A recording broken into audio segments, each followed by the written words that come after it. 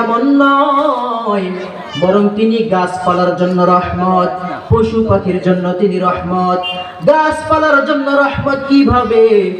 আল্লাহর নবী এসে ঘোষণা দেন, প্রয়োজনে তুমি গাছ কর্তন করতে পারবা, কিন্তু বিনা প্রয়োজনে গাছের একটা পাতা পর্যন্ত তোমরা ছিঁড়তে পারবা না, কারণ গাছের পাতাগুলো আমার আল্লাহ পাকের জিকির করে, কারণ তিনি গাছপালার জন্য রহমত।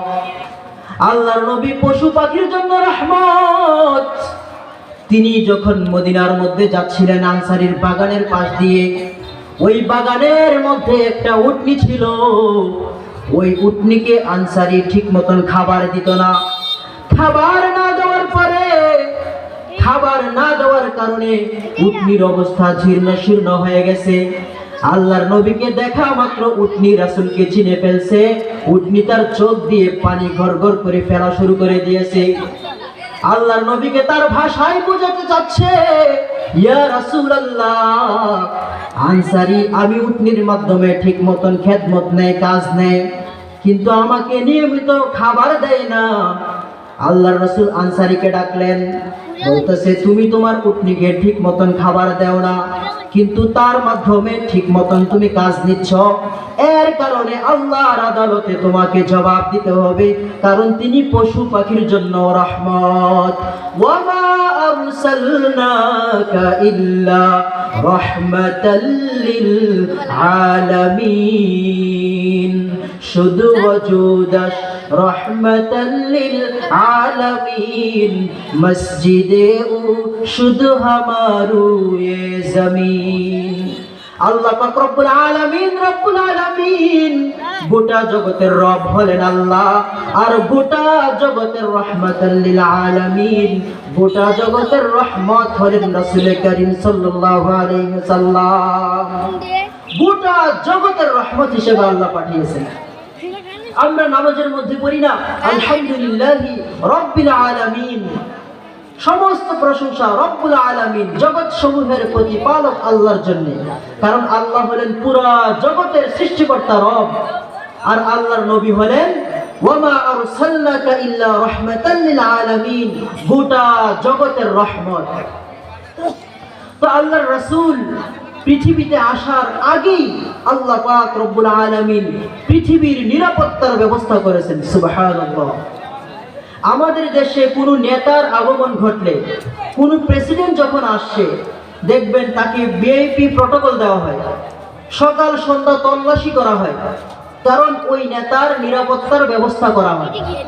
এক সপ্তাহ আগ থেকে বিভিন্ন ধরনের তল্লাশি করা হয়, যাতে কেউ অবৈধ অস্ত্র নিয়ে প্রবেশ করতে না পারে।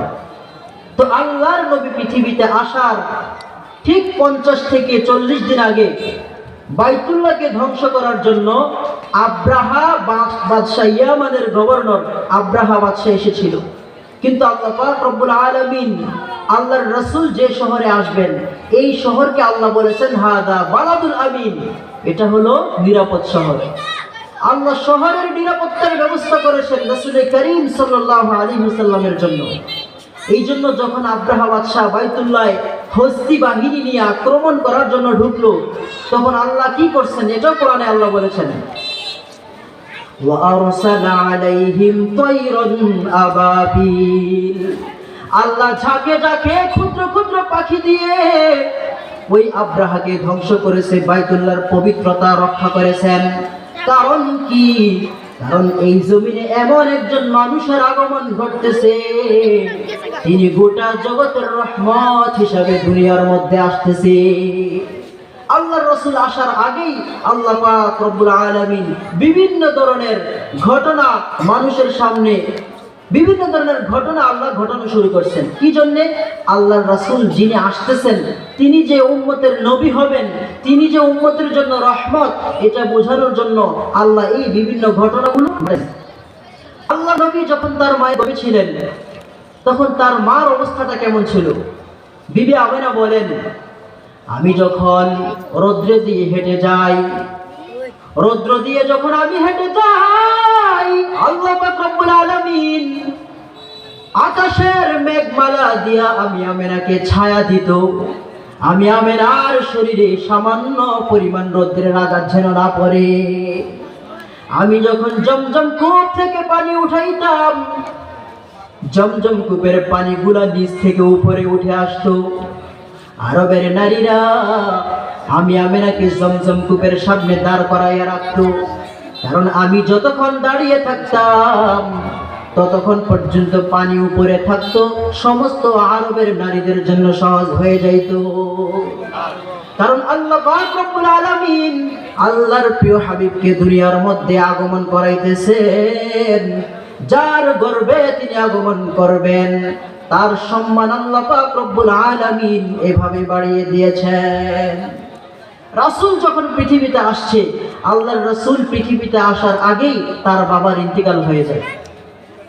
রাসূলের ইন্তিকাল হয়ে গেছে। তো আরবের তায়েফ নামক যে একটা অঞ্চল আছে, তায়েফ, সে তায়েফের পার্শ্ববর্তী একটা গোত্র বসবাস করত, বনু সাআদ। এই বনু সাআদ গোত্রের মহিলাদের একটা কাজ আছিল, মহিলাদের একটা অভ্যাস ছিল। তারা কি করত? তারা ধনী পরিবারের সন্তানদেরকে কিছু হাদিয়া এবং উপঢৌকনের বিনিময়ে লালন পালন করত। তো বনু সাআদ গোত্রের 10 জন মহিলা গেছে মক্কা শহরের মধ্যে ধনী ফ্যামিলির সন্তানদেরকে আনার জন্য। তো প্রথমে গিয়ে সবাই জিজ্ঞাসা করে, এই বাচ্চার বাবা কি করে? যদি শুনে বাবার অর্থ সম্পদ বেশি, ওই সন্তানটাকে তারা নিয়ে নেয়, কারণ মোটা অঙ্কের হাদিয়া উপঢৌকন পাওয়া যাবে। কিন্তু যখন বিশ্বনবীর কাছে আসে, যখন বলে বাবা কি করে, বিবি আমেনা বলে যে তার বাবা নাই, সে এতিম, তখন সবাই চলে যায়। সিরাতের কিতাবের মধ্যে লেখা হয়, আমেনা যখন এই দৃশ্যগুলো দেখতে লাগলো, আমেনার কলিজাটা ভেঙে টুকরো খণ্ড বিখণ্ডিত হয়ে গেছে। আমেনার শরীরে রক্তক্ষরণ হয়েছে। আকাশের দিকে তাকাইয়া, আমেনা আকাশের দিকে তাকাইয়া ভারাক্রান্ত অন্তর নিয়ে মনে মনে ভাবতেছে, আয় আল্লাহ, এই ছোট্ট মাসুম বাচ্চার বাবা যদি আজকে বেঁচে থাকতো, তাহলে গোটা আরবের মানুষ আজকে আমার এই মাসুম বাচ্চাকে সম্মান করত। আজকে তার বাবা যদি বেঁচে থাকতো, তাহলে তাকে বিভিন্ন খেলনা কিনা দিত। আজকে এই মাসুম বাচ্চার বাবা যদি বেঁচে থাকতো, তাহলে বিভিন্ন শহরের মধ্যে তাকে ঘোরানোর জন্য নিয়ে যাইত। আমেনা তো জানে না, আমেনা যার সম্মানের কথা নিয়ে চিন্তা করতেছে, আল্লাহ পাক রব্বুল আলামিন গোটা জগতের বাদশা হিসাবে তাকে কবুল করে নিয়েছেন। সাইয়্যিদুল কাউনাইন খাতমুল মুরসালিন, আখিরামাদ বুয়াদ ফখরুল আউয়ালিন। সমস্ত নবীদের শেষে আসলেন, কিন্তু আল্লাহ পাক রব্বুল আলামিন সমস্ত নবীদের গর্ব হিসাবে, বাদশা হিসাবে ঘোষণা দিয়েছেন। আমেনা যার ঘোরাফেরা নিয়ে পেরেশান, আমেনা জানে না, আমেনা যাকে নিয়ে চিন্তা করতেছে কে তাকে ঘোরানোর জন্য নিয়ে যাবে। আমেনা পেরেশানি করতেছে কে তাকে খেলনা কিনা দিবে। কিন্তু আমেনা তো জানে না, যার খেলনা কিনা নিয়ে আমেনা ভাবতেছে, আল্লাহ গোটা চন্দ্র এবং সূর্যটাকে তার জন্য খেলনা বানিয়ে দিবেন। सितारू से ये चांद देखे देता है हर दम, तुम्हें क्या बताए वो टुकड़ों का मंजर, इशारों में आका के इतना मजा था कि फिर तो जाने को दिल चाहता है। আমেনা যার খেলনা কিনার কথা নিয়ে ভাবতেছে, আল্লাহ পাক রব্বুল আলামিন তার জন্য চন্দ্রটাকে খেলনা বানায় দিয়েছেন। বাচ্চারা দূর থেকে রিমোট টিপ দিলে দূর দিয়া গাড়ি দৌড়াদৌড়ি করে।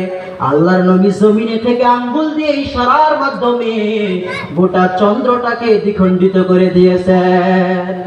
সিতারু সে চাঁদ দেখে হেতা হে হরদম, तुम्हें क्या बताए वो टुकरू का मंजर, इशारों में आका के इतना मजा था कि फिर टूट जाने को दिल चाहता है।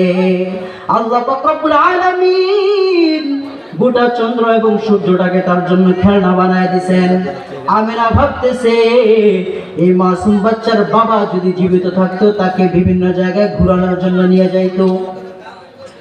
আমিনা জানে না যে বাচ্চার ঘোরানো নিয়ে পেরেশান, আল্লাহ পাক রব্বুল আলামিন তাকে ঘোরানোর জন্য শুধু দুনিয়া নয়, আল্লাহ আরশে আজিম পর্যন্ত সিদরাতুল মুনতাহার পরে ৭০,০০০ নূরের পর্দা পাড়ি দিয়ে আল্লাহ আরশে আজিম পর্যন্ত ঘোরানোর ব্যবস্থা আল্লাহ করে দিয়েছেন।